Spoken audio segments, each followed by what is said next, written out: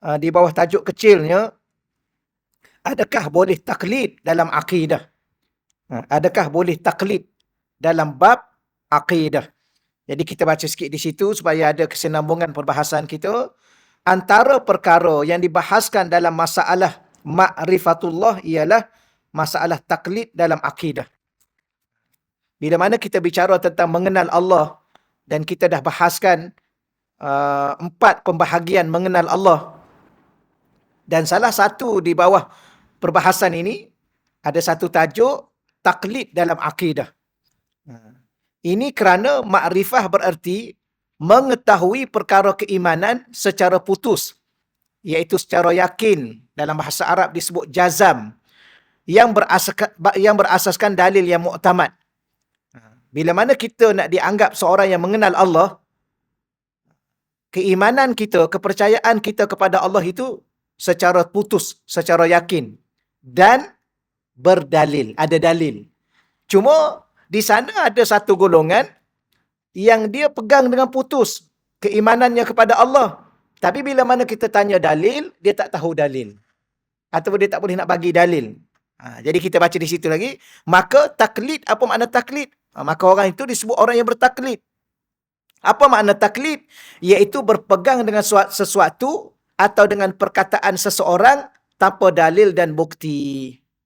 Contoh yang kita buat sebelum ni macam biasalah.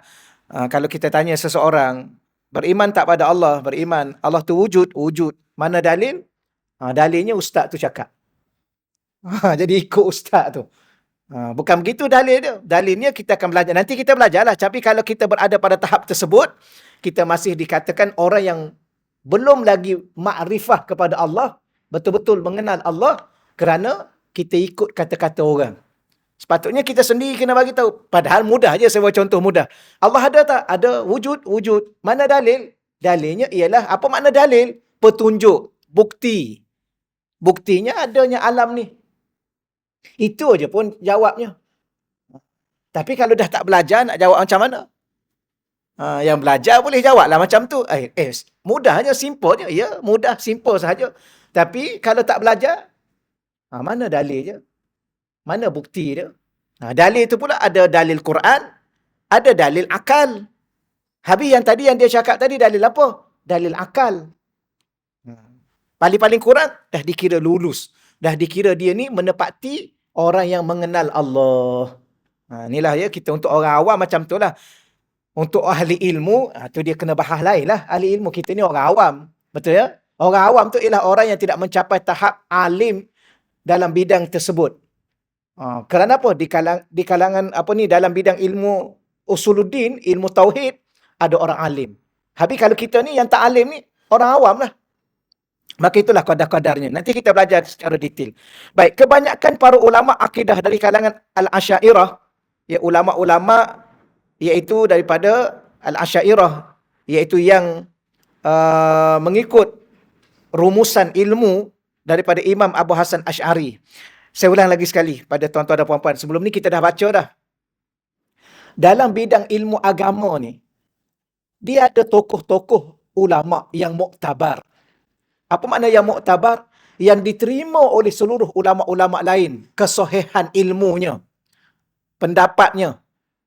Dan mereka berada pada satu kedudukan yang digelar imam. Apa makna imam? Ketua atau pemimpin kepada ulama-ulama sezamannya. Contoh Imam Asy-Syafi'i. Tapi Imam Syafi'i ini dalam bidang fiqh, dalam bidang ibadah, dalam bidang hukum hakam. Tapi dalam bidang hadis Imam Bukhari dan beberapa imam-imam yang lain. Dalam bidang usuluddin, bidang tauhid, ada dua tokoh utama, Imam Abu Hasan Asy'ari dengan Imam Abu Mansur Al-Maturidi. Maka ulama-ulama yang berada di bawah Imam Abu Hasan Asy'ari digelar ulama-ulama Asy'ariyah. Ini istilah. Sama juga ulama-ulama yang berada di bawah Imam Asy-Syafi'i. Imam Syafi'i ini tokoh utama, mujtahid dalam mazhab Asy-Syafi'i. Bawah tu dia panggil apa? Asy-Syafi'iyah. Ni kalau kita belajar istilah. Asy-Syafi'iyah. Boleh ya? Jadi siapa ulama-ulama yang berada di bawah Imam Asy-Syafi'i sebagai pendukung, sebagai penerus kepada mazhab Syafi'i? Imam Ibn Hajar Asqalani, Imam Al-Ghazali, Imam Nawawi dan sebagainya lah. Banyak kita nak sebut. Begitulah yang ada. Jadi, kita ulang lagi sekali. Kebanyakan para ulama akidah dari kalangan Al-Asyairah berpendapat bahawa taklid dalam masalah akidah adalah sesuatu yang tercela. Bahkan, ada yang mengatakan imannya secara taklid tidak sah. Ya. Kalau orang belajar tetapi tidak belajar tentang dalil, ataupun orang ikut-ikut dia tak tahu dalil, ada mengatakan keadaan dan kedudukan imannya tercela, ataupun imannya tidak sah. Itu antara. Tak habis lagi kita bahas ni. Dalam masalah akidah, seseorang yang sudah berakal, baligh dan cukup syarat sebagai mukallaf, perlu berpegang dengan akidah Islam dengan mengetahui dalil akidah Islam tersebut. Menurut mereka, dalil celaan taklid dalam masalah akidah adalah bersandarkan sebahagian ayat-ayat Al-Quran yang berbunyi, wa idza qila lahum, dan apabila dikatakan kepada mereka, ittabi'u ma anzalallah, ikutlah apa yang telah yang diturunkan oleh Allah. Qalu, lalu mereka menjawab, bal nattabi'u ma alfaina alaihi aba'ana. Dia kata apa? Tidak, kami tak akan ikut apa yang diturunkan oleh Allah, tetapi kami hanya mengikut apa yang telah kami dapati daripada perbuatan nenek moyang kami. Ini ada ada manusia ni, bila mana Quran turun, bila mana diutuskan Rasul membawa Al-Quran, ikutlah apa yang diturunkan oleh Allah dalam Al-Quran melalui Rasul-Rasul. Dia cakap apa? Kami tak nak ikut. Habis nak ikut siapa? Nak ikut datuk nenek. Kan ramai orang-orang zaman dulu.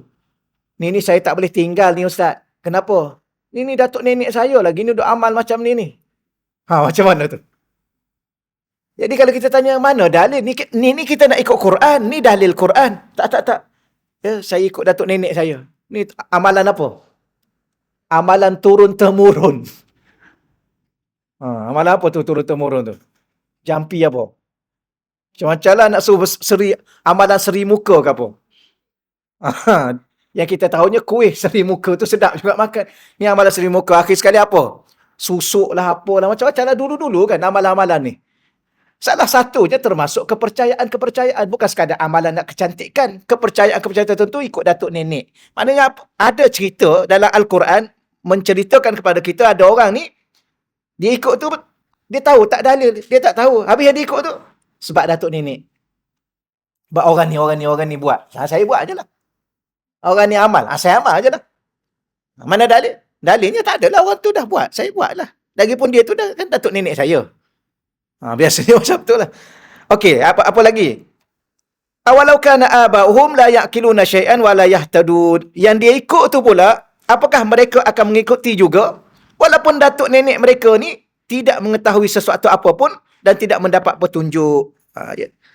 Kadang-kadang datuk nenek dia pun ikut siapa? Ikut datuk nenek sebelum tu juga. Akhir sekali tak tahu apa-apa sebenarnya. Tu yang kadang-kadang membawa kepada sesat. Wal-iyazubillah. Baik, setiap ayat tersebut mengandungi celaan terhadap mereka. Setiap ayat tersebut mengandungi, kalau kita faham betul-betul apa yang Allah nak ceritanya, Allah nak mencela orang-orang yang sekadar ikut-ikut saja tanpa mengetahui dalil. Celaan terhadap mereka, muka surat 33. Yang bertaklid tanpa dalil atau bukti, khususnya dalam perkara akidah. Apatah lagi kita kena perhati betul-betul, jangan ikut-ikut bila mana berakait dengan persoalan akidah. Pegangan kepercayaan kita untuk hidup sebagai seorang Muslim yang mukmin. Ini kerana mereka yang bertaklid dalam akidah berarti tidak yakin dengan akidah yang dipegangnya. Malah mampu goyah jika diserang oleh dakwah-dakwah musuh. Ya, dia sendiri pun ikut-ikut orang. Kalau dia sendiri ikut-ikut orang, maknanya dia sendiri pun tak yakin. Patutnya, kenapa saya pegang macam ni? Kerana saya tahu macam ni. Mana dalil? Ini dalil saya, ini bukti saya. Ini hujah saya kan, kita kata. Kenapa cakap gitu? Yalah, saya tahulah saya cakap gitu sebab betul. Mana tahu betul? Sebab dalil saya macam ni hujah. Orang yakin kan? Orang tak yakin, kenapa macam ni? Sebab dia cakap. Sudah, sebab dia yang cakap. Habis kalau dia cakap macam lain, saya pun ikut macam lain juga. Jadi dia sendiri pun tak tahu apa. Inilah salah satunya. Ni dengar je lah, tak ada apa ni. Okey ya? Maksudnya tak ada apa, supaya memberi semangat kepada kita. Kita nak khatam kitab ni supaya kita sendiri pun dah tahu. Mana dalil wujud? Ini dalil wujud. Qurannya cakap mana? Ini dalil Quran. Dia pendek-pendek je dalil dia. Bukan itu pun. Ya. Belajar dulu. Kemudian hafal.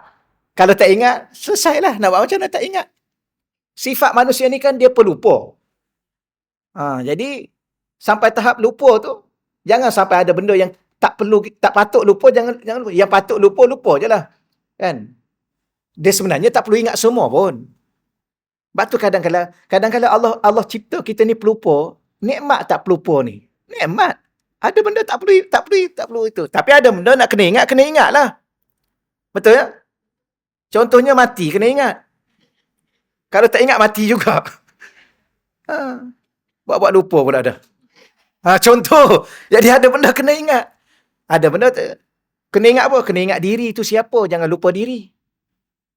Ada orang diri dia sendiri pun dia lupa. Ini masalah. Dia duk ingat diri orang lain.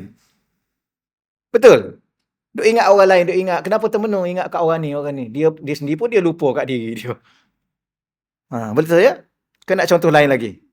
Manusia ni ada dua benda je dia tak lupa. Jangan risau. Yang lain kadang keringat, kadang-kadang lupa. Manusia ni ada dua benda dia tak lupa. Apa? Makan dengan tidur. Apa pernah lupa tidur, seminggu tak tidur, lupa.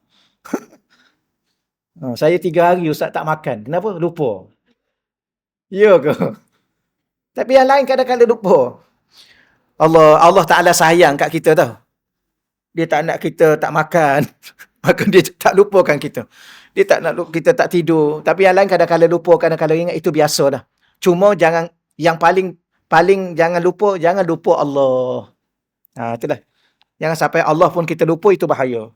Baik, ini kerana mereka yang bertaklid dalam akidah berarti tak dah baca itu. Imam Al-Baijuri, ini antara imam-imam daripada kalangan ulama yang mengikut manhaj Imam Abu Hasan Asy'ari. Imam Bajuri pula mengatakan bahawasanya jika seseorang itu mampu membuat penelitian akal, bahasa Arab disebut an-nazar, namun tidak melakukannya, maka dia berdosa. Contoh, Allah bagi kepada kita kemampuan akal. Orang ni kadang-kadang Allah bagi dia bijak. Ya, cuma kadang-kadang mungkin dia malas, dia apa, dia tak guna akal dia. Kalau dia guna akal dia, memang dia mampu memahami apa yang duk tengah kita belajar ni. Macam perempuan ni kan, ni perempuan bukan orang sebarangan ni. Orang cerdik-cerdik. Jangan cakap orang, tak adalah, saya tak ada cerdik lah. Kalau tak cerdik adalah satu lah je lagi. Segini tuan-tuan dan puan-puan. Allah ni, dia cipta manusia semua cerdik. Cuma, itu nampak macam bodoh. Dia membodohkan diri dia. Ni kena tahu ya. Cuma cerdik itu kadang-kadang dalam bidang-bidang itu dia lebih cerdik. Yang ni kurang sikit. Orang dalam bidang ni dia lebih. Ni kurang sikit. Biasalah tu. Tapi kalau manusia ni semua, dia tak akan bodoh. Allah tak akan cipta manusia tu bodoh. Allah cipta cerdik. Cuma cerdik tu dalam bidang yang berbeza. Ada yang ni lebih orang ni, ada yang ni lebih. Ulama-ulama ni memang dia mengaji semua, dia alim semua. Tapi dalam bab ni, dia lebih alim. Yang ni pula, orang ni pula lebih alim. Macam gitulah. Tapi kalau kita belajar, faham? Boleh faham pun. Cuma dulu duk belajar yang lain kan. Tu yang pandai yang lain. Kalau belajar yang ni, kalau puan-puan belajar daripada awal yang ni, dah lama dah jadi ustazah. Betul. Tapi dah orang lain belajar dulu dalam bidang ni, puan-puan duk belajar bidang lain, puan-puan mahir dalam bidang lain. Jangan kita rasa, saya tak pandai lah. Dah, Allah bagi kita semua pandai. Tapi kalau orang tu memang ada kemampuan, dia tak belajar juga, kalau dia belajar dia boleh faham, tapi dia tak nak belajar, yang ketika tu dia berdosa, kalau dia tak tahu dalil. Tapi mungkin ada orang ni belajar-belajar, tak faham-faham juga. Tak masuk-masuk juga. Maka tak berdosa dia. Sebab mungkin kemampuan dia tak sampai. Tapi kalau kita tanya, Allah ada tak? Ada. Mana dalil ada? Adanya alam ini. Okey, boleh. Ke yang tu pun tak boleh nak cakap juga. Yang tu tak tahulah tahap mana. Lembab ke apa kan? Tapi kalau bab lain, laju je dia. Maknanya dia cerdik. Jadi okeylah insyaAllah. Namun jika dia tidak mampu mencari dalil, ni, atau membuat penelitian akal, maka baginya tidak berdosa. Belajar tak mampu juga, maka tak berdosa. Tapi kalau belajar dia boleh faham, cuma dia tak nak belajar juga, itu dia berdosa. Cukup baginya sekadar bertaklid dalam akidah. Pendapat ini yang paling kuat di sisi ulama al-Asy'ariyah yang mutaakhir. Okey, Imam Al-Qushairi, Imam Ghazali, Imam Nablusi dan sebahagian ulama menjelaskan bahawasanya penelitian akal bukan syarat sah keimanan. Tapi ada juga ulama-ulama yang kita sebut ni, yang tadi yang atas tadi Imam Bajuri. Ada juga ulama-ulama lain, Imam Qushairi. Imam Qushairi terkenal dengan kita baca kitab dia Risalah Qushairiyah. Imam Ghazali dan sebagainya, Ihya Ulumuddin dan sebagainya. Jadi sebahagian ulama ni dia kata bukan syarat sah iman untuk membuat penelitian. Kalau kita tak buat penelitian ni dalil ni, yang ni dalil ni, yang ni dalil ni. Kalau kita orang panggil apa? Kita dah beriman, dah percaya pada Allah, iman kita dikatakan sah. Maka iman orang yang bertaklid dengan akidah Islam tanpa dalil tetap sah. Ya. Iman orang yang bertaklid dengan akidah Islam, yakin, percaya Allah tu ada, Allah tu wujud. Cuma ada dalil, tak tahu dalil. Ada ulama kata sah iman dia. Cuma tadilah kalau dia mampu belajar, dia tak belajar, maka dia berdosa. Tapi kalau dia tak mampu belajar, maka sah iman dia. Alhamdulillah, sah macam iman. Ini menurut kebanyakan ulama mutaakhirin. Bahkan menurut Imam Nablusi, ayahanda beliau menegaskan bahawasanya ijma' para sahabat. Ya, majoriti para sahabat, ijma' para sahabat menerima akidah orang Islam semata-mata berkait dengan akidah Islam. Namun kedudukan orang yang bertaklid, sah tak imam dia? Sah. Cuma macam mana kedudukan dia? Kedudukan iman orang-orang yang bertaklid terdedah kepada bahaya, tipu daya dan ancaman musuh Islam yang sentiasa berusaha untuk menimbulkan keraguan terhadap akidah. Jadi masalah orang yang tak tahu dalil ni ialah bahaya. Kenapa? Bimbang-bimbang orang buat kekeliruan. Kalau kita tahu dalil, mudah. Tapi kalau ada dunia sekarang ni dunia yang suka pesongkan akidah orang. Cuba tengok dalam YouTube tu, dalam apa tu. Kan baru ni ada ajaran baru, nama apa? Sihak tu apa tu? Hal. Apa maksud dia sebenarnya? Tak tahu. Dia kata Nabi Muhammad tu Tuhan tu Nabi Muhammad. Satu keluarga mengaku. Anaknya, perempuannya, ayahnya, maknya. Ni pengaruh apa ni? Pengaruh tak nak keluar rumah, datang mengaji kat masjid-masjid, kat surau-surau, kat kuliah-kuliah. Habis duduk buat apa? Duduk dalam rumah, duduk ni lah. Duduk tengok video, duduk tengok apa. Video entah apa dia tengok, tak tahulah apa lagi terpengaruh. Manusia ni satu makhluk yang agak pelik tau. Pelik manusia ni. Kita pun tak tahu kenapa. Ya, kita lah manusia tu.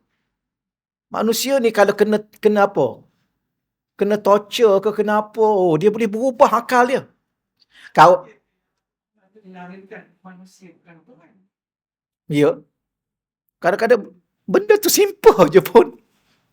Tapi macam mana otak dia boleh pergi ke situ? Kan baca ke surah Al-Ikhlas tu kan lam yalid wa lam yulad. Dan Nabi Muhammad pula lama dah orang duk ceramah maulid. Yang ni yang kita nak katakan ceramah maulid tu nampak biasa tapi penting untuk akidah umat Islam. Apa maknanya ceramah maulid? Ceramah menceritakan tentang kelahiran Nabi Muhammad. Bila mana kelahiran Nabi Muhammad berarti dia tu makhluk kerana dia dilahirkan. Tengok, betul tu simple je. Tapi nak buat macam mana manusia bila mana tak nak belajar? Ada kawan saya, dia PTD di Putrajaya. Dia ikut kursus lah kan. Ni cerita lah, dia ikut kursus. Dia kata ada dalam kursus tu ada tentera lah kata dia. Tentera yang nak naik pangkat kursus balik. Tapi tentera ni ada salah satu. Dia ni macam mana dia dah dilatih tu akhir sekali. Dia punya pemikiran dia akan patuh betul-betul pada bos dia tu, pada ketua dia tu. Tak kira lah ketua dia tu pangkat apa. Jadi kadang-kadang salah satunya ujian. Ujian dia kata, okey, bos dia cakap apa?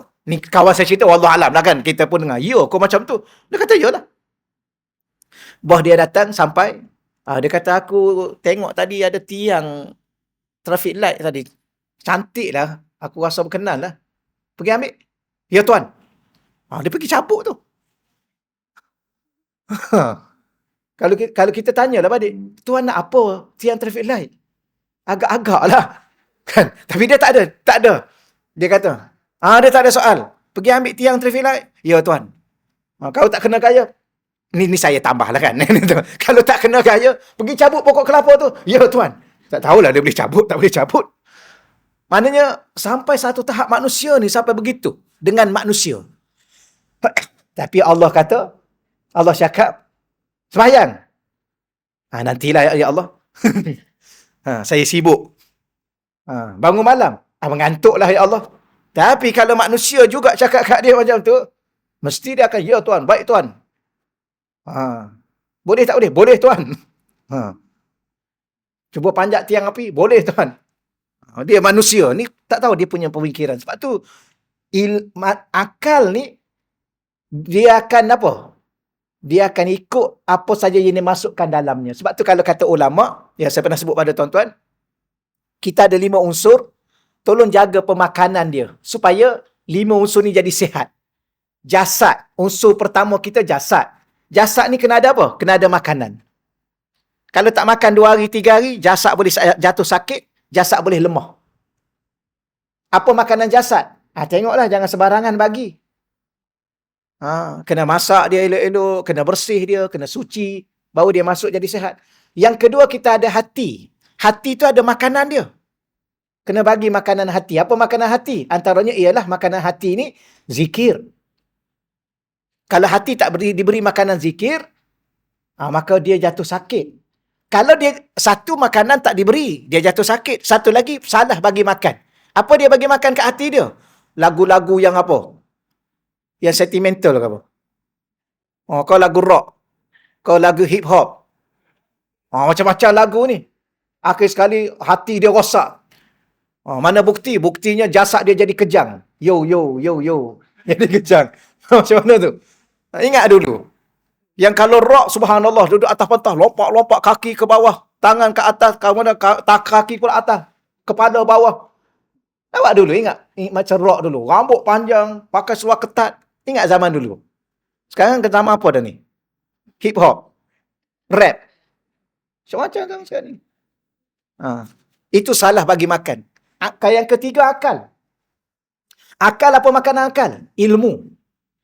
Tapi ilmu mana yang kena bagi pada akal? Ilmu agama mula-mula sekali. Tapi kalau masuk ilmu lain dulu, habis. Bukan kata tak berguna ilmu lain. Berguna, tapi dia jadi sombong.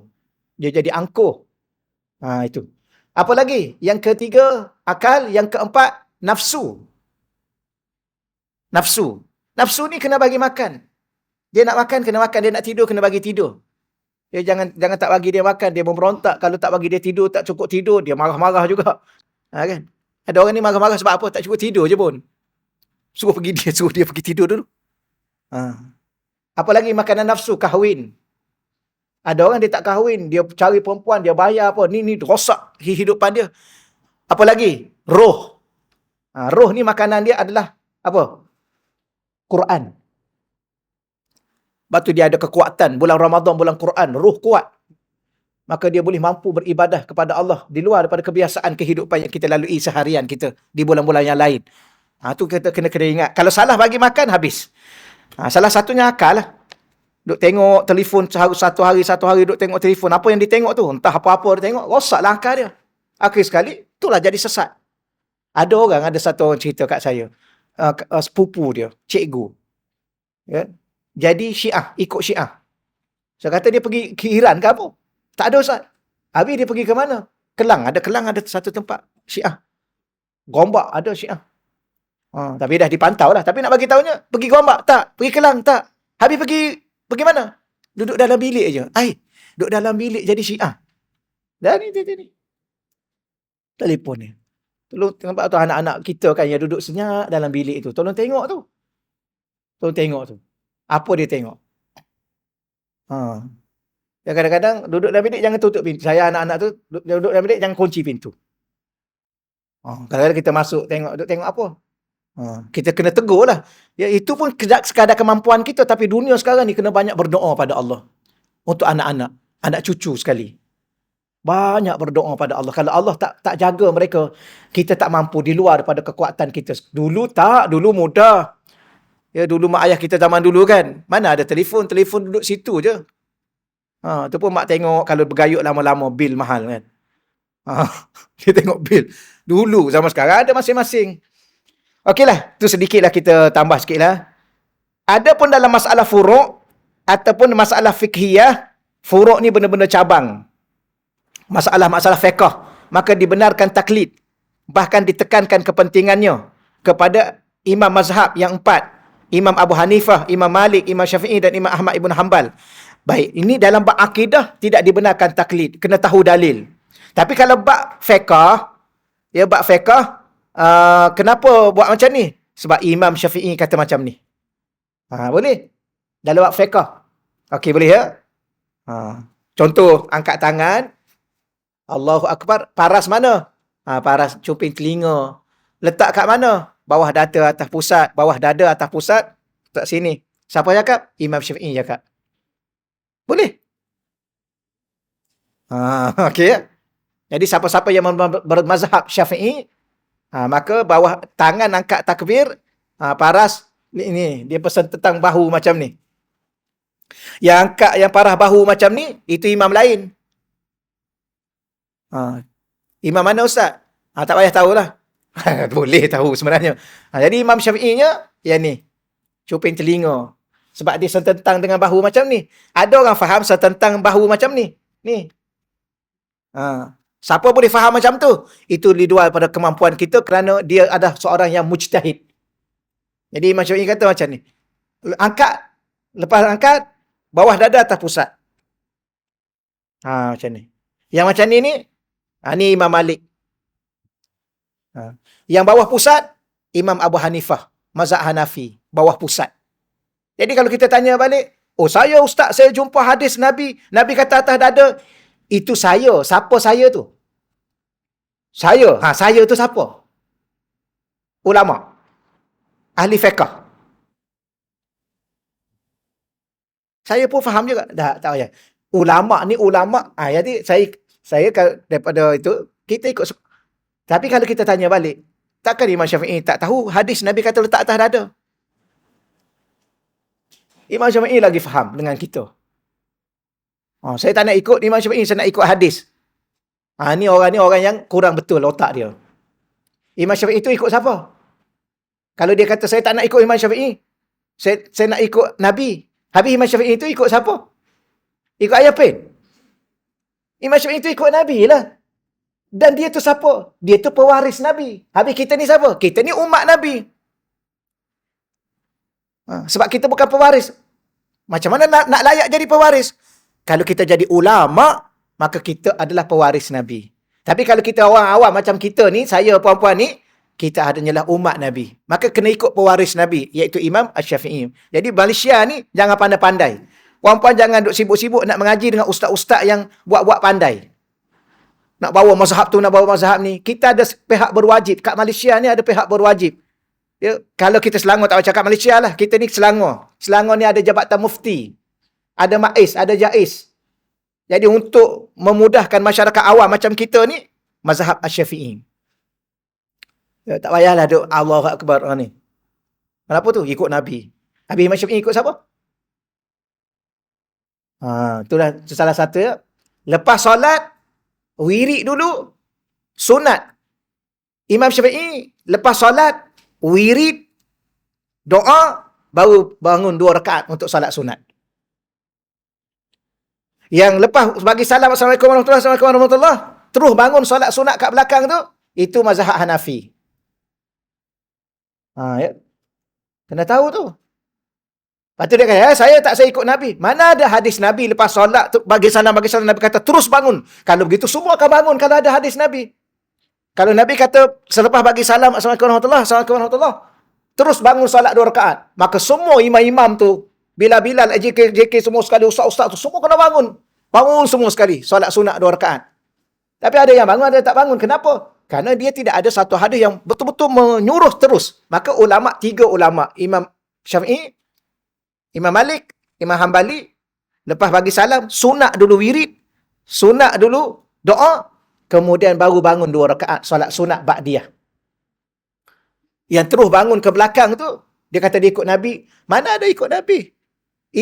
Itu adalah ijtihad ulama. Seorang saja di kalangan 4 ni yang kata bangun solat belakang. Tapi lepas bangun solat, kena duduk balik. Wirid dan doa. Itu satu mazhab Hanafi. Tak apalah, setakat tu lah, nanti jadi bab lain dah. Cuma nak bagi, sebab dia ada dalam perenggan tu. Jadi dalam bab berkaitan dengan fiqh, benda-benda cabang dalam fiqh, macam tadilah. Maka kita digalakkan, bahkan penting untuk kita ikut mazhab Satu masuk, satu mazhab. Jangan hari ni mazhab Hanafi, besok mazhab Maliki, lusa mazhab apa? Syafi'i. Apa alasan dia? Semua tu kan betul. Kenapa kita nak ikut yang ni saja? Yang lain pun betul juga.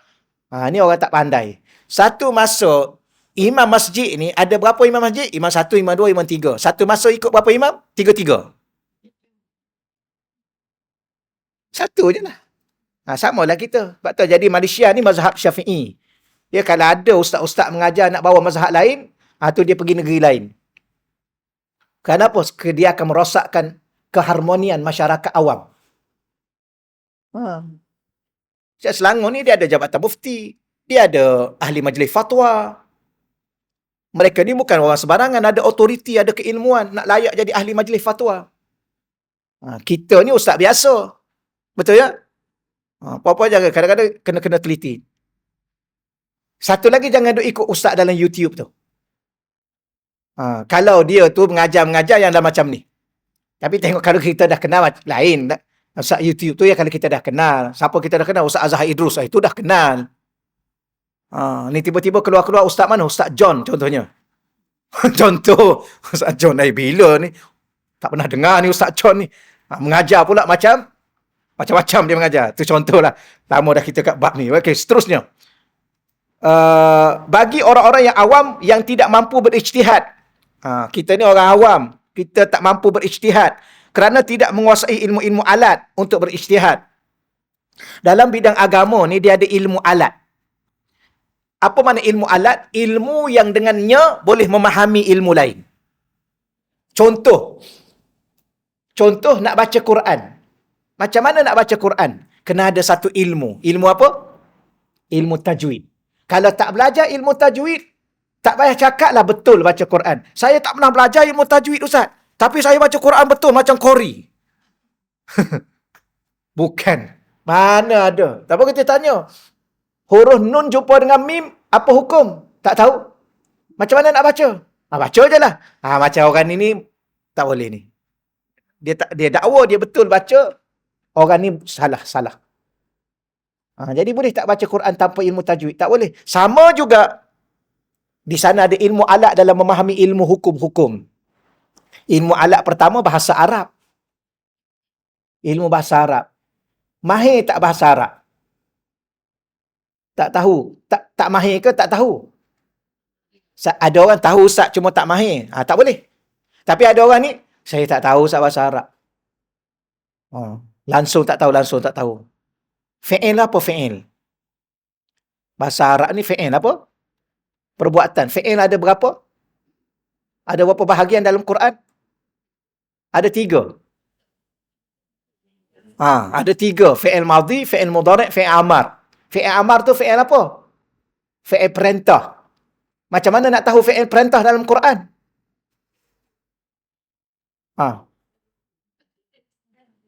Lepas tu termenung. Fi'il perintah. Macam mana nak tahu? Salah satunya, dia ada 2 huruf. Huruf pertama baris depan, huruf kedua baris sukun.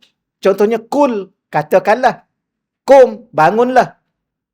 Ya ayyuhal muzammil, kumil lail. Tadi kum, kenapa baca kumi pula? Sebab depan tu ada hamzah wasal. Okey, kumil laila illa qalilah, wahai orang berselimut, bangunlah malam. Mana malam kena bangun? Bangun apa? Bangun bertahajud. Bangun tahajud tu hukum sunat ke hukumnya wajib? Mana tahu sunat? Sebab ulama bagi tahu kan. Ustaz cakap, ikut je lah. Maknanya apa? Ada fi'il amar, kata kerja yang menjadi wajib. Ada kata kerja yang menjadi sunat. Ayat tu mana tahu dia wajib ke dia sunat? Yang inilah yang menjadi persoalan besarnya. Maka kena belajar usul fiqh. Usul fiqh. Kerana ilmu, ada satu ilmu untuk mengeluarkan hukum, ada satu subjek. Satu ilmu untuk keluarkan hukum. Kena mahir sungguh-sungguh ilmu tu. Ilmu usul fiqh. Siapa yang mula-mula mengarang ilmu usul fiqh? Imam Asy-Syafi'i. Yang mula-mula menyusun ilmu usul fiqh. Kitabnya kitab Ar-Risalah. Kena mengaji. Berapa tahun nak mengaji dalam bidang ni? Ada orang mengaji daripada awal sampai akhir, dia buat PhD dalam ni, bidang dia. Maka orang ni, ada satu ilmu alat. Ada berapa lagi ilmu alat yang lain? Kalau Imam As-Sayuti, bila mana ada ilmu alat, hukum nak keluarkan daripada mana? Daripada Quran. Hukum tu salah satunya daripada Quran. Maka Imam Sayuti kata, nak terjemah Quran tu, okey, baca dulu. Baca dulu. Nak terjemah Quran, kena ada 15 ilmu. Mahir 15 ilmu, baru boleh terjemah Quran. Ini antara perkara-perkara yang subhanallah. Bila mana kita fikir balik, tak mampulah kita. Tapi kalau tak mampu, ikut ulama. Ulama tu yang sampai tahap tu dia mengaji puluh-puluh tahun. Betul ya? Kita nak khatam kitab ni pun terkebil-kebil. Betul ke terkebil-kebil? Bahasa lama. Berkelip kejap pejam. Lenyap sekejap dalam kuliah. Kemudian nak faham. Samalah saya pun. Kemudian celik balik. Apa tadi ustaz? Tak tahulah. Betul. Ulama dulu subhanallah. Ingat cerita-cerita ulama dulu. Dia tidur di pondok-pondok. Tahu bantal dia apa? Buah kelapa. Buah kelapa bulat tu. Dia ambil kelapa yang bulat ni. Dia buang sikit atas ni. Kadang-kadang boleh letak kepala. Bawah tu bulat. Jadi dia tidur, bam, jatuh kepala dia. Bangun, membaca. Ingat cerita dulu. Membaca tu pula, pelita apa? Pelita minyak tanah, bukan lampu ni. Kita lampu sekarang ni, dah tukar LED dah kan? Lagi terang, tak sakit mata. Dulu pelita minyak tanah. Tengok, mengantuk, tidur pula atas bantal tadi. Bam, bergerak sikit, jatuh kepala. Kena lantai, bangun pula, mengaji. Makan apa? Makan sekali aja sehari. Itu pun nasi kosong dengan ikan kering. Pernah duduk kat pondok? Saya pernah lah duduk kat pondok. Tapi saya duduk kat pondok dulu dengan mak. bukan pondok durian. Itu satu hal juga tu puan. Saya pernah duduk ustaz kat pondok. Pondok apa? Pondok durian. Pondok tunggu durian. Pernah lah jadi keluar pondok durian. Daripada dulu masa saya duduk di pondok dulu, mak saya dia suka duduk di pondok. Dan pondok yang saya duduk dulu, depan ni pondok pelajar-pelajar, belakang ni pondok orang tua. Belakang sikit pondok keluarga. Pondok pun pondok dah. Pondok keluarga. Walau kecil pondok tu, tapi duduk dengan keluarga, ada satu bilik, ada dapur, ada ruang tamu kecil. Kita duduk tidur ruang tamu tu. Gempli-pangan tidur. Tidur dapur. Ni ada bilik mak ini, bilik kecil bilik. Duduk di pondok. Pondok pula nak runtuh. Berjalan tu bunyi. Kalau berjalan laju sikit jatuh, roboh pondok tu. Itulah duduk di pondok. Tahulah nak ceritanya, subhanallah, susah mengaji zaman dulu. Guru pula garang. Itulah. Allah, tu pun tak pandai-pandai. Tak pandai-pandai juga. Sebab apa? Ada orang lagi pandai jadi tok guru. Kita tak jadi tok guru. Salah satunya. Tak apalah, nak cerita ni bukan apa. Cerita ni ialah untuk menginsafi diri kita siapa. Sebab dunia di akhir zaman ni, banyak yang berlagak. Tahu sikit aja. Rasa macam wali. Rasa macam diri tu dah jadi wali. Habis orang lain semua salah. Tak betul. Dia seorang betul. Ni manusia akhir zaman. Sombong. Orang zaman dulu ngaji puluh-puluh tahun. Tawaduk, rendah diri. Kita tanya dia. Dia kata, yang ni saya tak tahu. Padahal kita tahu dia ni tok guru. Ni dunia akhir zaman. Jadi kita ni orang awam. Okey, saya ulang lagi sekali. Saya, tuan-tuan dan puan-puan, kita ni orang awam. Kalau kita tahu kita orang awam, dalam bab fiqh, bab ibadah, ikut para alim ulama'. Tapi kalau bab akidah pun ikut ulama'. Cuma pada masa tu, kena belajar juga dalil. Sekadar mana termampu. Okey, perenggan yang ketiga. Adapun kepentingan berpegang kepada dalil-dalil dalam akidah adalah menurut kemampuan dan keupayaan seseorang. Kerana Islam dia tak akan bebankan. La yukallifullahu nafsan illa wus'aha. Baik, serengkas-rengkah dalil dalam masalah akidah adalah dengan memahami bahawasanya seluruh alam yang tersergam ini. Serengkah-rengkah dalil. Allah ada. Allah berkuasa, ya. Allah berkehendak, ya. Allah maha bijak, ya. Mana dalil? Dalilnya, inilah alam yang ada ni. Tanpa Allah itu wujud, maka tak wujudnya alam ini. Kerana alam ini dicipta. Siapa pencipta? Allah. Allah berkuasa, sudah tentu berkuasa kerana alam yang dicipta ni begini besar. Allah Maha Bijak, ya begini sistematik. Itu paling-paling kurang lah. Itu yang beroperasi dengan penuh sistematik. Pasti ada yang menciptanya. Tidak akan mungkin satu benda itu ada dan tersusun begitu sekali operasinya secara sistematik, indah, cantik, ada siangnya, ada malamnya, ada hujan, ada panasnya, ada apa semuanya, tumbuh-tumbuhan binatang yang melata, tumbuh-tumbuhan yang menghijau, tumbuh-tumbuhan yang ada buahnya dengan ranum masaknya, ada lautannya, ada ikannya, ikan berapa juta jenis ikan, tak habis-habis duk makan sampai sekarang kan. Mesti ada yang urus tu. Tuan-tuan dan puan-puan, kalau daripada zaman Nabi Adam sampai zaman kita ni, zaman kita lagi dahsyat ambil ikan. Dengan kapal, ni kapal lebih besar pada dewan kita ni. Ya, kalau boleh, satu hari dia nak habiskan satu lautan tu ikan tu. Tapi tak habis-habis sampai sekarang. Maknanya ada yang sedang mengurus dan menyusun. Kalau kita fikir dengan akal kita kan, ikan beranak ni sempat besar ke agak-agak. Hari-hari nelayan jutaan tu di lautan tu, kapal-kapal besar. Dia orang pergi ambil ikan berapa hari tahu?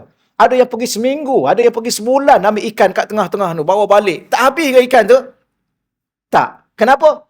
Kerana kita bertuhankan Tuhan yang Maha Kaya. Kun fayakun.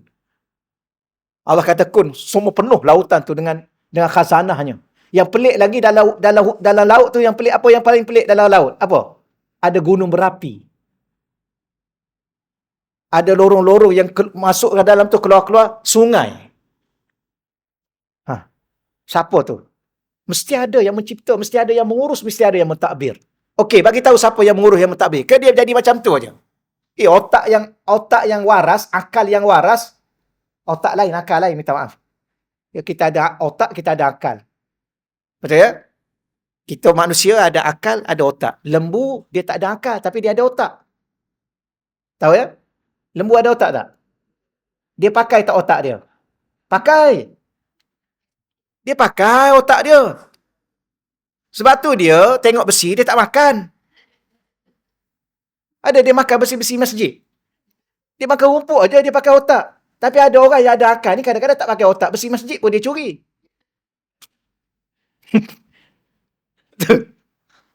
Bukan setakat besi masjid. Kabung masjid pun dia sapu. Lembu dia jalan kot masjid, dia tengok aja. Dia tak kacau. Sebab dia ada otak. Okey ya? Jadi kalau kita akal yang waras, mesti kita akan meyakini bahawa, dan kita tak akan mampu menafikan bahawa apa yang ada depan kita ni bukti kewujudan Tuhan. Bukti kewujudan Tuhan. Sebab tak ada setakat ni orang yang berani mengaku dia yang cipta.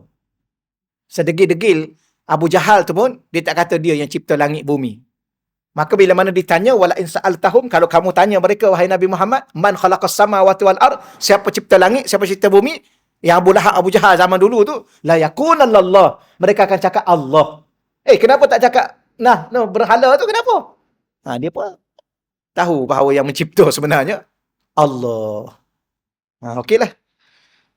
Jadi, macam mana dalilnya? Itu je lah dalil dia. Serengkah-rengkah dalil. Siapa? Allah wujud.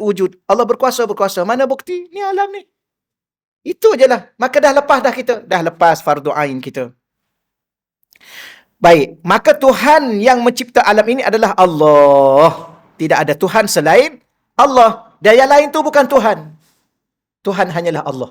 Selain itu, bukan. Habis, Nabi Muhammad, itu Nabi. Dia Rasul. Dia kekasih Allah. Dia manusia. Ya, dia manusia. Tapi tolong ingat, dia bukan manusia biasa. Jangan cakap Nabi Muhammad tu manusia biasa. Tak, dia bukan manusia biasa. Dia manusia. Ya, dia manusia. Tapi dia bukan manusia biasa. Daripada bila lagi dia bukan manusia biasa? Daripada dia lahir tu pun dia bukan manusia biasa. Ya, dia lahir penuh cahaya. Rumahnya bercahaya. Padam. Masa baginda lahir tu, padam seluruh api-api majusi itu. Yang duk sembah api. Kemudian Nabi pula bila mana dibawa ke mana? Nabi lahir tu, Nabi sujud. Nabi lahir dah keadaan telah bersunat. Nabi lahir itu pula, bila mana Nabi dibawa ke perkampungan, apa? Perkampungan apa? Yang ibu susu dia?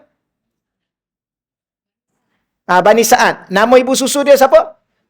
Halimatus Sa'diyah. Kan Nabi dibelah dada dia tu. Maka Nabi ni, daripada kecil lagi, dia bukan manusia biasa. Dia adalah bakal yang akan dipilih oleh Allah menjadi ketua Nabi, ketua Rasul. Sebab ada orang di luar sana mengatakan Nabi tu masa kecil dia manusia biasa macam kita. Tak betul, minta maaf tuan-tuan sekalian ya. Dia tak betul. Ya, dia manusia, ya manusia. Tapi dia bukan manusia biasa macam kita. Kita ni manusia biasa. Dia daripada kecil lagi dijaga oleh Allah, dipilih oleh Allah dan berlaku benda-benda pelik yang tak berlaku pada manusia selain daripada dia sahaja. Tapi dia manusia, bukan Tuhan. Tuhan hanyalah Allah. Kita orang Islam jelas. Ya, orang Islam ni jelas. Sebenarnya saya rasa beginilah. Di sana ada agenda manusia-manusia musuh-musuh Allah yang dia nak burukkan umat Islam sehingga dia menubuhkan fahaman yang kita sebut tadi, sihak ke apa fahaman dia, untuk mengatakan bahawa tengok orang Islam dah sampai tahap menjadikan Nabi itu Tuhan. Macam orang Kristian. Orang Kristian kan, dia kata Yesus itu Tuhan. Itu mereka, sebab tu mereka sesat. Kita tak. Habis kalau ada ajaran yang mengatakan Nabi Muhammad itu Tuhan, itulah kesesatan. Kita tak akan masuk sekali.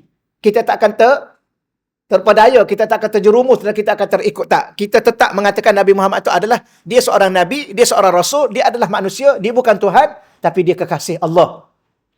Allah adalah Allah. Allah adalah Tuhan, dia tiada Tuhan melainkan Allah. La ilaha illallah. Tu kena jelas tu. Baik, jadi kewujudan makhluk-makhluk adalah dalil atau bukti kewujudan Allah. Segala makhluk-makhluk yang kita lihat depan mata kita, termasuk diri kita. Kadang-kadang kita duduk tengok langit, tengok bumi, tengok tumbuh-tumbuhan, tengok binatang, kita lupa tengok diri kita. Betul ya? Ya ke lupa? Sebenarnya tak pernah lupa tengok diri ni. Cuma duduk tengok wajah. Kan? Tadi duduk depan cermin. Ada? Adalah duduk depan cermin. Tengok apa? Betul kan? Tudung ni. Tudung ni. Ni. Orang perempuan saya pun tak tahu kenapa. Sama anak perempuan saya, perempuan. Betul ya? Selagi mana tudung tak betul. Saya kata, okey dah tu. Anak perempuan kan. Okey dah, cantik dah. Tak cantik. Tak, kita nak keluar dah ni. Kejap. Nak tengok lagi cermin tu. Padahal sikit aja. Kenapa orang perempuan macam tu ya? Yalah. Okey. Saya serba macam ni. Kita pakai serba kan. Tengok. Okey lah. Itu je. Tidak kata sini sikit. Tak ada. Kadang-kadang begini. Posisi tak jadi. Letaklah dah tak jadi. Tak ada tension apa pun. Tapi orang perempuan saya tengok, ya Allah. Bukan saya tak pernah tengok perempuan, tapi saya tengok anak perempuan saya, ya Allah. Kenapa ni? Tudung tak okey. Lah, tudung je pun. Tak boleh, kata dia. Tak boleh. Dia nak tunjuk kat siapa, tak tahulah. Tak apalah, nak bagi tahunya bahawa seluruh kewujudan yang kita tengok, termasuklah diri kita, bukti kewujudan Allah. Okay, jangan lupa. Sebab tu Allah kata apa? Wa fi anfusikum afala tubsirun. Pada dirimu, apakah kamu tidak berfikir? Diri inilah bukti paling nyata bahawa Allah itu wujud. Kenapa? Sebab kita tidak wujud dengan diri kita sendiri. Kita ada ni kan? Ya. Adakah kita adakan kita sendiri? Tak. Siapa yang adakan kita? Ni banyak kali dah ulang benda sama ni. Mak yang adakan kita? Tak. Mak kita tu pun ada, bukan dia yang adakan diri dia, bukan mak dia yang cipta. Kita ni puan-puan, banyak kali, tapi saya tak nak ulang lagi. Tapi kalau kita kata, kalau kita diberi kelebihan oleh Allah untuk cipta anak kita sendiri, apa-apa akan cipta? Pertama, cipta yang besar terus. Biar terus boleh berjalan. Buat apa kita cipta anak kecil-kecil, kita nak tidur pun susah. Merengek apa. Yang kedua, kita cipta biar dia handsome terus.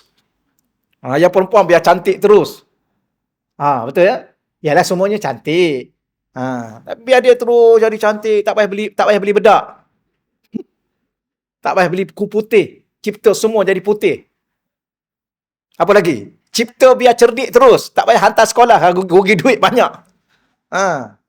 Kita nak anak seorang ni jadi lawyer. Okey. Cita dia pandai jadi lawyer. Yang ni engineer, pandai. Yang ni doktor. Tapi tak. Keluar kecil-kecil, menangis je. Malam-malam dah yang menangis pula pukul 3 pagi.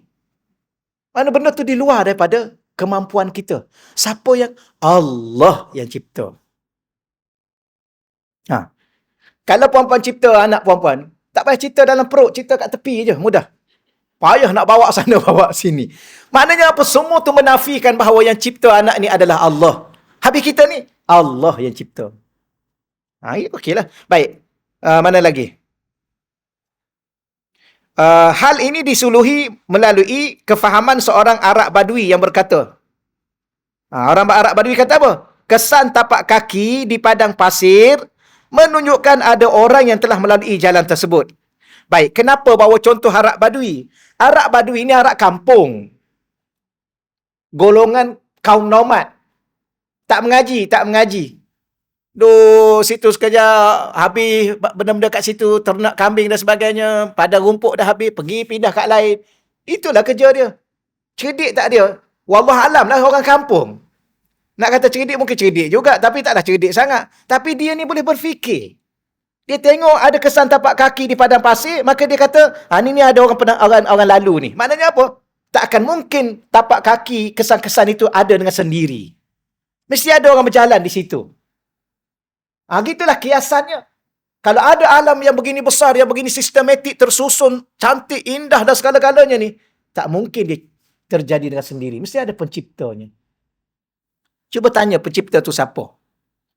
Maka setakat ni yang mengaku yang mencipta alam ini adalah Allah. Alhamdulillah Rabbil Alamin. Yang lain tak berani nak mengaku. Macam mana dia nak mengaku? Bumi dengan langit ni, siapa dulu? Dia dulu kan bumi dulu, langit dulu.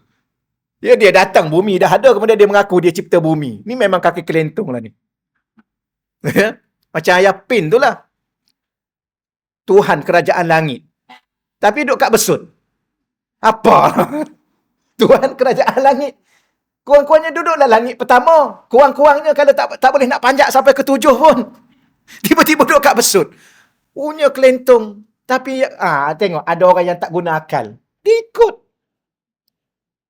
Kemudian masuk dalam kawasan tu. Saya tak pernah masuk tahu. Saya tengok dalam YouTube aja. Masuk-masuk ada teko besar. Nak buat apa? Duk main teko. Ni padat. Tak tahu tengok kan ada teko-teko besar kan.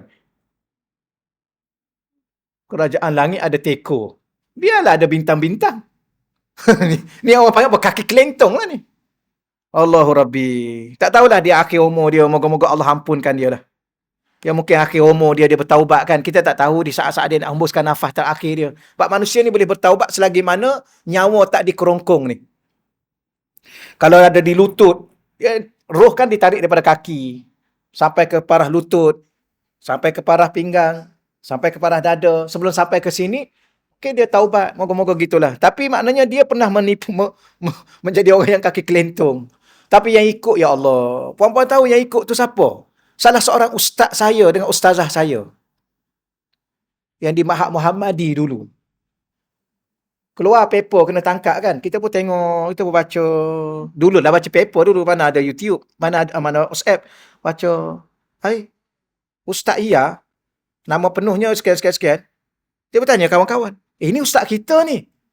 Apa tahu ustaz tu ngajar siapa? Ngajar apa? Ngajar tauhid. Ustaz yang ikut dia tu ngajar tauhid. Saya ingat dia ngajar saya tingkatan 2 ke tingkatan 3. Isteri dia tu ngajar fiqh. Ngajar kami ngajar fiqh. Kita fiqh. Waktu dulu kami dah rasa pelik. Dia kata kita kena tutup aurat. Saya masih ingat pasal walaupun dah 30 tahun dulu. Kita kena tutup aurat. Tapi kita kadang-kadang salah. Dia kata salah faham tentang aurat. Aurat tu bukan tutup kepala, tutup badan ni. Aurat ni urat-urat ni. Tu. Kawan-kawan saya kalau tengok ni pun dia masih ingat. Patutlah. Tapi kenapa jadi begitu? Ni kadang-kadang Islam dia ajar kita, saat-saat kita nak suruh anak kita pergi belajar tu, tolong pesan niat lillahi ta'ala. Dia orang ni kalau dah jadi menyeleweng macam tu walaupun mengaji, ada niat dia yang tak betul suatu ketika dulu masa dia mula-mula nak mengaji. Mungkin sebab apa nak mengaji? Nak suruh orang gelar ustaz, kemudian cari pengaruh yang besar. Itulah. Jadi, berapa ramai manusia pergi mengaji sebab nak dapat pengaruh. Orang hormat, mudah nak cari itu, mudah nak duduk di situ, mudah nak jawatan itu. Orang macam ni biasanya syaitan masuk mencelah, dia lari daripada matlamat asal. Kita belajar untuk apa? Kita belajar untuk jadi hamba kepada Allah. Belajar ni belajar ilmu. Lepas belajar ilmu nak amal. Nak beribadah dengan ilmu. Untuk apa? Untuk jadi hamba Allah. Selepas tu Allah bagi. Itu Allah Ta'ala ni, dia sebenarnya, dia nak kita, contoh, kita beramal, bersolat untuk siapa? Untuk Allah. Kemudian tahulah Allah bagi syurga. Tak perlu kita beramal nak masuk syurga. Beramal kerana Allah. Siapa Allah ni? Tuhan yang maha kaya. Apa yang dia boleh cipta? Syurga. Seorang-seorang dia bagi berapa? Dia bagi 1 paling-paling kurang. Ada yang bagi 2, ada bagi 3, ada bagi 8. 1 tu berapa luas? 7 petala langit, 7 petala bumi. Boleh bayang tak? Puan-puan, ni kawasan apa ni? USJ. Berapa luas USJ ni? 1-nya, ada 2-nya, ada 3-nya. Kalau USJ ni, Allah bagi kat puan-puan seorang, agak-agak puan-puan nak buat apa? Duduk seorang. Seorang. Pergi mall, kita beli, kita bayar. Kita jadi cashier, kita jadi pembeli. Seorang. Macam mana agak-agak? Kemudian termenung menangis seorang lah. Ini bukan satu USJ ni. Bukan satu, kalau satu Selangor ni lagilah pening kita. Kita seorang masuk. So, duduk. Allah kata, kamu seorang ni, aku akan bagi syurga dia. Syurga dia, arduhas samawat wal ard. Surah Ali Imran. Wasari'u ila maghfiratin min rabbikum wa jannatin. Satu syurga, arduhas samawat wal ard. Luah dia 7 petala langit, 7 petala bumi. Kita seorang. Kayanya Allah. Pemurahnya Allah. Itulah. Okey, baik. Kita teruskan lagi ya. Jadi orang Arab Badui pun boleh faham bahawa bila mana tengok tapak kaki, ada orang yang lalu, takkan kita yang bukan Badui ni kan. Badui itu anak kampung. Ya. Kesan najis unta pada tanah menunjukkan unta pernah tiba di kawasan tersebut. Ni hujah-hujah paling mudah. Dia pergi berjalan tengok ada najis unta, ada najis lembu, ada tai kambing contohnya. Mesti kambing pernah ada kat situ sebelum tu. Cuma lepas tu dia pergi ke lain lah. Boleh ya? Itu hujah paling mudah. Bagaimana pula alam ini seluruhnya? Cuba fikir dengan keindahannya serta keagungannya, muka surat 35. Tidak menunjukkan kepada wujudnya Tuhan yang Maha Pencipta. Itu satu persoalan. Maka jawapannya sudah tentu. Baik, dalil naqli. Baik, dalil ni pula kita akan belajar nanti. Ada dalil naqli, dalil daripada Quran. Ada dalil akli, dalil akal. Yang kita duk bincang sekejap tadi, dalil akal. Allah bagi kita akal, cuba fikir sikit. Dengan alam begini indah, alam begini sistematik, mesti ada pengurus, pentadbir, pencipta. Ya, sudah tentu. Okey, itu dalil akal. Okey, mana dalil Quran? Dalil naqli. Yang dinukilkan, dinakalkan. Baik. Antara contoh, surah Al-Ghashiyah ayat 17 hingga 19. Afala yanzuruna ilal ibil kaifa khuliqat. Allah tanya satu soalan. Maka apakah mereka tidak memperhatikan ilal ibil kepada seekor unta? Kaifa khuliqat? Bagaimana ianya dicipta? Pergi Mekah kan? Pergi Mekah. Tak kira lah pergi Mekah ke, pergi Mesir ke, pergi Jordan ke. Dia cari unta tu. Dia buat apa? Bergambar. Gambar apa dengan unta? Selfie. Naik unta suruh orang ambil gambar. Itu aja ke? Ni soalan daripada Allah ayat Quran ni. Afala yanzuruna ilal ibil. Allah bagi kepada kita satu persoalan. Tidakkah mereka melihat kepada unta? Kaifa khuliqat? Bagaimana unta tu dicipta? Boleh apa bahasa dia? Bahasa Arab ni, kalau nak letak imbuhan di, dia tukar baris atas kepada baris depan. Asalnya khalaqat. Khalaqa. Ya. Ditukar imbuhan kha tu baris depan. Kalau bahasa Arab dia panggil bina majhul. Bina majhul. Ya. Ada kaedah dia. Maka nak tambah imbuhan di. Tidakkah kamu perhati pada seekor unta bagaimana dia dicipta? Maknanya apa? Ada pencipta. Puan-puan pernah tengok unta kan? Macam mana dia dicipta? Dia boleh tahan tak minum air sebulan. Kita boleh tahan. Jadi kalau nak kira-kira kita dengan unta mana hebat, dalam bab tu lah, dalam bab tu. Boleh tahan minum. Sebulan. Macam mana dia dicipta? Maknanya ada yang menciptanya lebih maha, berkuasa, maha hebat. Apa lagi? Wa ilas sama, tidakkah kamu perhatikan juga kepada langit? Kaifa rufi'at, bagaimana langit itu ditinggikan, diangkat dan ditinggi. Macam mana langit itu ditinggikan? Tanpa ada satu pun tiang. Bi ghairi amadin tarawunaha. Tak ada satu pun tiang sebagaimana kita tengok. Ada tiang tak? Tak. Macam mana benda ke atas tak ada tiang? Sebab dia rufi'at, dia diangkat. Maka ada yang mengangkatnya. Ada yang meninggikannya. Allah. Ya, satu lagi soalan. Wa ilal jibal kaifa nusibat. Tidakkah kamu perhatikan kepada gunung ganang? Kaifa, bagaimanakah nusibat, dia ditegakkan.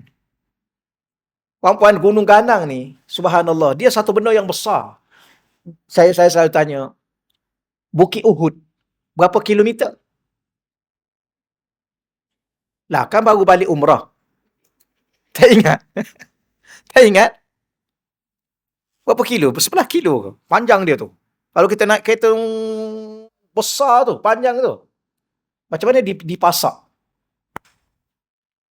Kita bangunan berapa luasan tu, berapa keluasan tu, dengan pilingnya, berbulan-bulan saya tengok satu bangunan yang tinggi-tinggi tu kan. Apa tu? Twin Tower tu. Berapa bulan tu? Bukan bulan. Tahun. Duk buat base dia tu. Piling. Habis gunung tu, macam mana gunung tu? Bukan satu. Dengan gunung Himalayanya, dengan gunung, macam-macam gunung tu. Macam mana dia bisa? Maknanya ada yang memasaknya. Ada yang menegakkannya. Kalau ada, siapa? Kontraktor mana? Yang pernah pasak gunung tu? Cuba tanya. Siapa kontraktor yang hebat atas muka dunia ni yang boleh buat gunung apa? Gunung Kinabalu tu. Dia ke yang dipasak dia dulu yang buat tu? Habis yang duduk tegak tu, siapa yang angkat? Siapa yang tegakkan? Maka akal kita berserta dengan Quran pula bahawa di sana Tuhan yang maha berkuasa. Yang namanya Allah. Inilah hujah kita. Dah selesai dah ni belajar ni. Kalau dah pandai macam ni, dah tahu kan? Mana puan-puan ni orang pandai. Sekejap aja mengaji, 5 minit aja. Dah tahu dah hujah-hujah. Jadi kita ni orang yang disebut orang yang mengenal Allah. Sebab apa? Tahu dalil. Tahu dah kan? Tahu dah. Tak payah belajar dah ni, cukup dah ni. Pukul berapa dah kita ni? Cukup dah. Baik. Bawah tu. Dalil ringkas tersebut sama ada secara akli, akal, akli itu secara akal, dalil akal, maupun secara nakli, ya, dalil Quran dan hadis, sudah memadai sebagai syarat bagi orang awam beriman kepada Allah. Maka dia dah dikira orang yang sah imannya. Dah bukan lagi ikut-ikut. Ni dah belajar tadi. Jadi ingat tak ayat ni? Ingat kan? Bukan ayat ni ingat. Puan-puan kan ingat satu surah Al-Ghashiyah. Tak ingat? Hal ataka hadithul ghashiyah. Wujuhum yawma idhin khashi'ah. Amilatun nasibah. Sampai akhir. Ada ayat tu. Afala yanzuruna ilal ibili kaifa khuliqat. Wa ilas samai kaifa rufi'at. Wa ilal jibali kaifa nusibat. Dah ingat? Ingat. Kalau orang tanya, mana dalil Allah tu wujud? Bacalah ayat ni. Kalau tak ingat 3 ayat, 1 ayat tu pun okey lah. Buat malu je lah 3 ayat je pun. 3 ayat tak ingat. Okey ya? Ayat Quran paling pendek berapa ayat? Surah Quran paling pendek berapa ayat? 3. 3 ayat je pun. Takkan tak boleh nak ingat. Lagu berapa rangkak dia boleh ingat? Ya, ingat dulu hafal lagu bahasa Inggeris dulu. Lagu Tamil pun dia hafal. Ada ustaz-ustaz kita, lagu Urdu tu, lagu Hindustan pun hafal semua. Siap menyanyi dalam kuliah lagi. Sekarang kan, saya pelik lah, ada orang Melayu dalam TikTok tu, cuba tengok dalam TikTok tu. Orang Melayu kita menyanyi lagu Hindustan, ya Allah. Ya, kalau kita pejam mata, kita ingat memang dia tu Shah Rukh Khan agak. Adalah. Dia menyanyi. Tak tahulah. Ya, kadang-kadang kalau kita boleh menyanyi lagu tu, lagu ni, tapi Quran kita tak boleh baca, memang mengaibkan jumpa Allah akhirat nanti. Ni tolong ingat ya. Yang seorang tu bukan lagu Hindustan, lagu Korea, lagu Siam, Thailand, lagu apa? Lagu Tamil, lagu Inggeris tu tak payah cerita lah, semua dah mahir dah. Semua boleh menyanyi, tiba-tiba kalau bagi Quran, surah Fatihah pun tak lulus, habislah akhirat nanti. Allah akan tanya dia habis-habisan kerana dia mensia-siakan umur dia. Ni, kena ingat ni. Tahu saya tengok ni orang perempuan duk menyanyi dalam TikTok. Ustaz pun tahu juga. Tahulah kita duk scroll TikTok kita, keluar dia. Kan? Saya kadang-kadang saya upload tu. Saya upload. Saya apa? Video tu kan. Video pendek-pendek tu. Scroll-scroll. Keluar. Tengok sekejap. Lagu Hindustan menyanyi. Tapi kalau dia pandai baca Quran, dia pun pandai menyanyi lagu Hindustan, okeylah, bolehlah. Boleh tahan jugalah. Tapi kalau Quran tak betul baca, terhegeh-hegeh baca, tajwid tak tahu ke mana, makhraj tak tahu ke mana, tiba-tiba dia fasih sebut lagu-lagu Hindustan, lagu Tamil, lagu apa, habislah Allah akan tanya, wala tus'alunna yauma izin anin na'im, pasti dia akan ditanya tentang nikmat dia. Dia sia-siakan lidah dia. Tak boleh ke Ustaz? Bukan tak boleh. Kalau Quran boleh, menyanyi pun boleh, okey. Ini kalau Quran terhegeh-hegeh, sebut pun tak betul, tiba-tiba fasih bahasa-bahasa yang lain, boleh fasih. Lagu Cina pun dia boleh, itu lagu Mandarin dia boleh menyanyi, lagu Siam tu tak boleh menyanyi. Itulah. Allah. Dah sedikit lah ya, sedikit peringatan untuk saya, untuk tuan-tuan, untuk anak cucu kita. Moga-moga kita dapat belajar ada masa. Ya, menyanyi ada masa, belajar tauhid tak ada masa. Macam tu. Mereka yang lemah ataupun tiada kemampuan dalam membuat penilaian akal secara mendalam, maka tidak digalakkan mendalami perbahasan-perbahasan ilmu kalam sebagai menurut Imam Ghazali, Imam Ibnu Sama'i dan sebagainya. Baik, gini. Dalam ilmu tauhid ni dia ada perbahasan-perbahasan yang mendalam yang bukan semua orang mampu memahami. Jadi kita orang awam jangan terjebak kepada. Jangan pandai-pandai nak masuk dalam perbahasan tu. Takut merosakkan. Kita dah belajar sebagai orang awam ni, kita belajar untuk melepaskan diri kita, melayakkan kita menjadi orang yang mengenal Tuhan. Ya? Bukan orang yang ikut-ikut. Macam tadi, okey dah. Jangan bawa diri kita perbahasan kepada yang dalam-dalam. Sebab tu kita sebenarnya dalam dunia yang ada hari ni kan, kadang-kadang orang ni dia tak ke mana pun ilmu dia, tapi dia suka cakap benda yang tinggi-tinggi, dia nak tunjuk dia ni apa tak tahulah. Ini bahaya pada diri dia dan bahaya pada orang awam. Begitu juga ustaz-ustaz. Kadang-kadang ustaz ni, sebab tu guru saya pesan, kita mengajar ni supaya orang jadi pandai. Dan kalau kita mengajar orang tak jadi pandai, kita kena belajar lagi. Jangan mengajar nak tunjuk pandai. Tu. Dunia sekarang ni, dia dah ajar orang, dia nak tunjuk dia tu alim, tinggi, maqam tinggi, bahaya tinggi-tinggi, melangit. Akhir sekali merosakkan pemikiran orang awam. Ilmu tu tak rosak. Dia yang merosakkan. Kenapa? Ada orang awam ni, dia boleh capai. Ada orang tak mampu nak capai. Macam kita ni kan, kita ni. Kalau orang letak kita pergi mengaji dekat buat atom tu, agak-agak boleh pandai tak kita ni, orang macam kita ni. Nanti meletup kita dengan... Dia ada orang. Allah ni maha bijak tau. Ada orang ni, dia bagi otak matematik. Betul ya? Dia tengok nombor, zap. Kita ni tengok terkepil-kepil. Saya lah. Saya tak pandai matematik ni. Tengok apa benda tu. Tapi ada orang ni, dia otak otak hafal. Dia tengok sekali, ingat. Kita ni 2 hari tak ingat. Ada orang otak matematik, ada orang otak sains, ada orang otak agama, dia belajar agama, dia cepat tangkap. Tapi kalau belajar sains, tak apa jadi dia. Ada seorang prof tu, dia mengaji dengan saya bahasa Arab. Dia rektor. Sekarang ni dia rektor di, Allah, di mana? Di Terengganu ada satu, itu tu. Dia mengaji lama dengan saya. Sampai khatam satu buku tu. Saya tulis kaedah mudah memahami Quran. Saya tulis bahasa Arab, saya bawa ayat Quran, saya hurai ayat Quran tu mengikut kaedah bahasa Arab tu. Lama dia mengaji sampai khatam. Macam mana Prof? Tak faham lah Ustaz. Tak ingat-ingat kata dia. Prof tu, mana orang cerdik? Orang cerdik, rektor. Bukan main-main. Akhir sekali dia kata apa? Saya ni sebenarnya Ustaz, Allah tak cipta saya untuk bahasa Arab. Allah cipta saya, tapi otak dia otak nombor. Dia kata, saya ni otak nombor Ustaz. Nombor, bawa lah nombor macam-macam mana pun. Dia sekejap je, dia tengok pun dia tahu dah. Tengok Allah bagi kemampuan. Jadi maksudnya saya nak sebut di sini, kalau kita tak ada kemampuan yang lebih sampai ke tahap tertinggi, maksimum dalam bab mendalam ni, jangan campur. Jadi otak kita tak sampai. Itu dah ya. Setiap ilmu ada bidang dia, dan ada ilmu ada kepakaran dia. Jadi kalau kita bolehlah tahap ni, okey. Yang pastinya, kita dah disahkan orang yang benar-benar sah keimanan kita kepada Allah. Itulah insyaAllah. Baik, kemudian asas kedua. Yang tadi, ingat lagi tak ni? Kita sekarang ni berada pada satu tajuk, 3 asas dalam bab ketuhanan. Asas pertama, mengenal Allah. Asas kedua, mentauhidkan Allah. Asas ketiga, ialah mensucikan Allah. Jadi, asas pertama yang kita belajar bermula pada muka surat 27 tu, mengenal Allah. Khatamlah kita tajuk ni. Secara ringkas ni, belum lagi secara detail, ke depan nanti detail.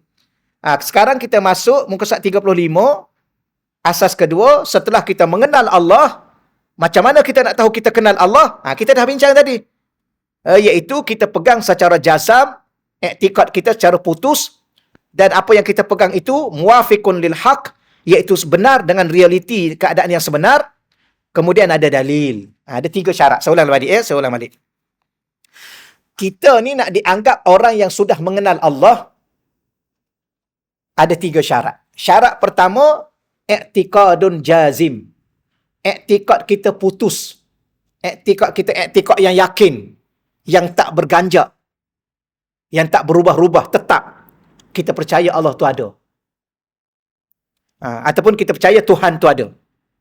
Yang kedua, syarat kedua dikatakan muwafiqun lil haq, menepati realiti kepercayaan kita. Percaya pada apa? Percaya kepada Tuhan yang satu, yang esa. Ada orang, minta maaf saya contoh mencelah sikit, ada orang, dia percaya tak ada Tuhan, dia percaya. Dia pegang tak? Dia pegang. Sampai mati dia pegang. Tapi yang dia pegang Tuhan tu, 3. Trinity. Maka tak sama dengan realiti. Realiti hakikat sebenar, Tuhan tu hanyalah Tuhan yang esa. Siapa Tuhan tu? Hanyalah Allah. Selain tu, bukan. Tapi ada orang dia pegang lembu Tuhan, monyet Tuhan, kerbau Tuhan. Ini tidak realiti. Itu bukan Tuhan, itu lembu. Itu bukan Tuhan, itu gajah. Itu bukan Tuhan, itu pokok. Ada yang sembah pokok tak? Ada. Ada sembah busut? Ada. Jadi itu, tapi dia pegang. Dia pegang betul-betul. Kalau kita marah dia melawan kita balik. Tapi tak realiti. Maka itu bukan makrifah.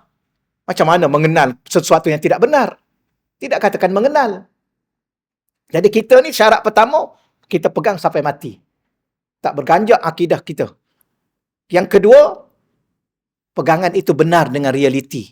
Siapa yang kita pegang, yang kita percaya? Allah. Ya, itu adalah Tuhan yang sebenar. Kemudian, dalil. Yang ketiga ada dalil. Yang kita belajar tadi, daripada awal tadi. Dalil. Bila mana ada 3 ni, kita sudah dikira orang yang ma'rifatullah. Mengenal Allah. Sebab ada dalil.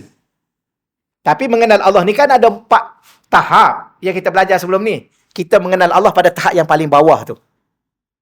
Tak apalah, kita dah lepas daripada yang paling bawah lagi, namanya taklid. Ya ikut-ikut. Boleh? Ada soalan tadi sebelum saya masuk asas kedua ni? Ada soalan tak? Silakan.